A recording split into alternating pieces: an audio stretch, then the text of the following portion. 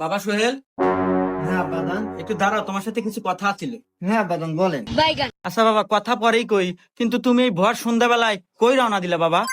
আব্বাজান, একটু পর মাগরিবের আজান দেবে, এই জন্য আগে থেকে আমি মসজিদ বলে এগিয়ে যেতেছি। আহ বাবা, তোর কথা শুনে বুকটা ভরে গেল। তুই কত খারাপ ছিলি, বন্ধু বান্ধবের সাথে আজে বাজে নেশা করতি। যাক, তোকে যে আল্লাহ এত ভালো বানাইছে, এজন্য আমি আল্লাহর কাছে শুকরিয়া আদায় করি, আলহামদুলিল্লাহ। আচ্ছা আব্বা, তুমি জানি কি জানি বলতে চাইলে, ওটা একটু বলো, নইলে আবার আজান দিয়ে দিবে, আমার মসজিদে যাওয়া লাগবে। ও আচ্ছা বাবা, ঠিক আছে। ওই যে তোর মার না খুব অসুস্থ, কয়েকটা টাকা লাগতো, একটু ওষুধ আনতাম। ও আচ্ছা আব্বা, দিতেছি। रुको जरा खत्म